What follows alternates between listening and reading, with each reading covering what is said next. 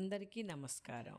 Telugu tales food and art ఛానల్కి స్వాగతం. ముందుగా అందరికీ ఉగాది శుభాకాంక్షలు.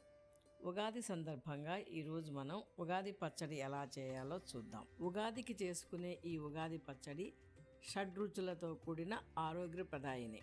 ఈ పచ్చడిలోని 6 రుచులు జీవితంలోని వివిధ అంశాలను సూచిస్తాయి. కావలసిన పదార్థములు, వాటి ప్రాముఖ్యత. బెల్లం సంతోషము మరియు ఆనందకరమైన మధుర క్షణాలను గుర్తు చేస్తుంది. చింతపండు మనం ఎదుర్కొనే కష్టాలను సూచిస్తుంది. మిరియాలు కోపం, నిరాశ, తీవ్రతలను అంగీకరించాలని మనకు గుర్తు చేస్తుంది. ఉప్పు ఆందోళన లాంటి క్షణాలు జీవితంలో ఉంటాయని ఇది హైలైట్ చేస్తుంది. వేప పువ్వు దుఃఖం మరియు చేదు అనుభవాలు జీవితంలో తప్పనిసరి అని మనకు నేర్పుతాయి.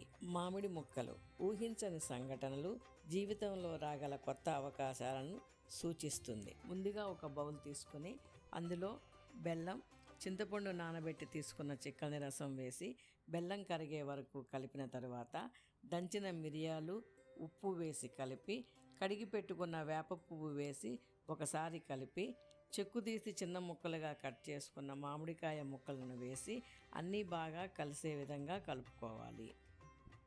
నేను సగం బనానాను తీసుకుని చేత్తో చిన్న చిన్న ముక్కలుగా చేసి దాంట్లో వేసి కలుపుకున్నానండి. ఇష్టమైతే మీరు కూడా అలా చేసుకోవచ్చు. ఈ పచ్చడిలోని 6 రుచుల కలయిక జీవితంలోని వివిధ అనుభవాల మిశ్రమమని గుర్తు చేస్తుంది. దీనిని తినటం ద్వారా కొత్త సంవత్సరంలోకి అడుగు పెడుతున్నప్పుడు జీవితంలోని అన్ని అంశాలను అనగా మంచి, చెడు, తీపి మరియు చేదు సమానంగా అంగీకరించాలని అర్థమండి. ఇప్పుడు మన ఉగాది పచ్చడి రెడీ అయినట్లే.